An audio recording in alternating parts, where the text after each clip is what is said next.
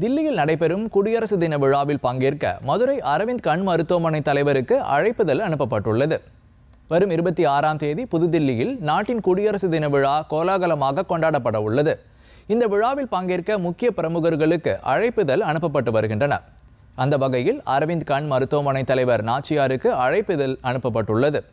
அழைப்புதலை மதுரை தபால் துறை அலுவலர்கள் அரவிந்த் கண் மருத்துவமனை தலைவரிடம் நேரடியாக வழங்கினர். குடியரசுத் தலைவர் அனுப்பிய இந்த அழைப்பிதழ் பெரிதும் மகிழ்ச்சி அளிப்பதாக அவர் குறிப்பிட்டுள்ளார்.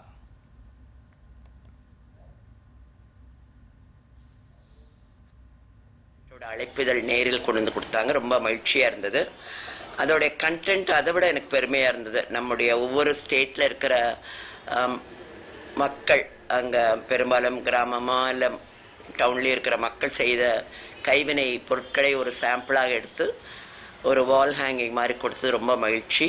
இப்போ எங்களை கௌரவப்படுத்தி நம்முடைய பிரசிடெண்ட் எங்களை எல்லாம் ஒரு இந்த கௌரவப்படுத்தினதற்கும் போஸ்ட் ஆஃபீஸ்லேருந்து நீங்கள் நேரில் கொண்டு வந்து கொடுத்து எங்களுக்கு கொடுத்தது ரொம்ப மகிழ்ச்சி.